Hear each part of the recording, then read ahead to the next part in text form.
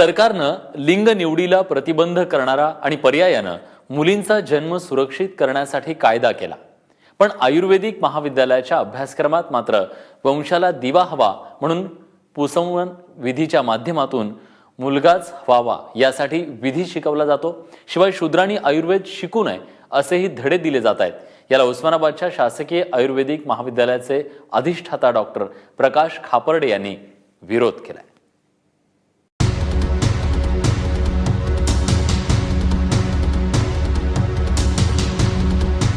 BAMSच्या 4.5 वर्षांच्या अभ्यासक्रमात चरक संहिता विषयाचे 2 पेपर आहेत। त्यात गर्भ आणि गर्भिणी प्रकरणात पुत्रप्राप्तीसाठी पुसंवर्धन आणि पुत्रकामेष्टी यज्ञाची चर्चा करण्यात आली आहे। पुत्रकामेष्टीमध्ये ब्राह्मण, क्षत्रिय, वैश्य आणि शूद्र स्त्रीनं कोणते विधी करावेत हे सांगितलंय। सरकारी आयुर्वेद कॉलेजचे अधिष्ठाता असलेले डॉक्टर प्रकाश खापर्डे यांचा या शिकवणीला विरोध आहे। गव्हर्नमेंटचे आयुर्वेदिक कॉलेजेस आहेत, त्याच्यामध्ये 100 पेशंटवर याचे ट्रायल व्हायला पाहिजे की हे खरंच आहे का।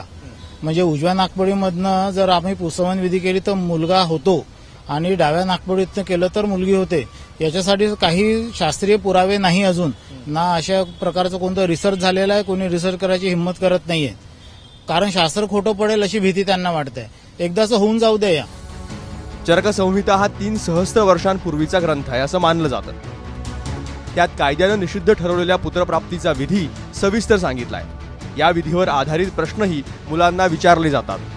आयुर्वेद शास्त्र जे आहे हे पूर्ण बृहत्त्रयी लघुत्रयी या संहितांवर आपण अवलंबून केलेलं आहे आणि शास्त्रामध्ये असा निश्चित उल्लेख आहे।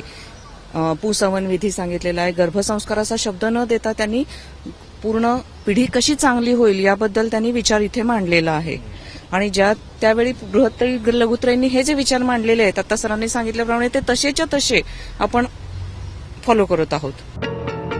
चरक संहितेनुसार गर्भधारणा झाल्यानंतर पुसंवर्धन विधी सुचवलेला असतो। पुसंवर्धन विधीचे निरनिराळे योग सांगितलेले सापडतात। उदाहरणार्थ वडाच्या झाडाचे पूर्व किंवा उत्तर दिशेला गेलेल्या फांद्यांचे कोंब दुधात वाटून मिश्रण करावं।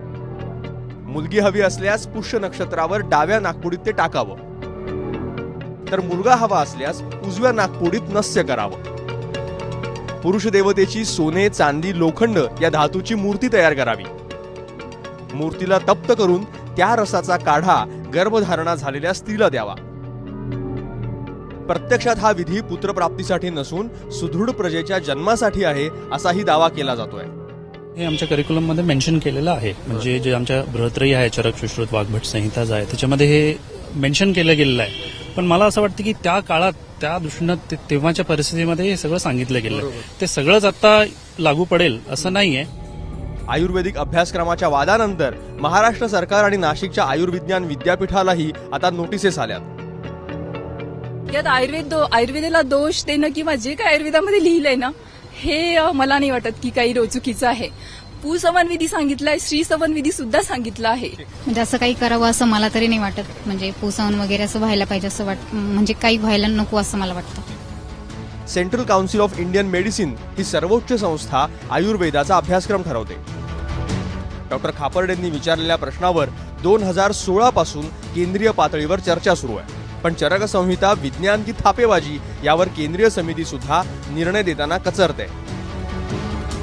राहुल कुलकर्णी, ABP माझा, उस्मानाबाद।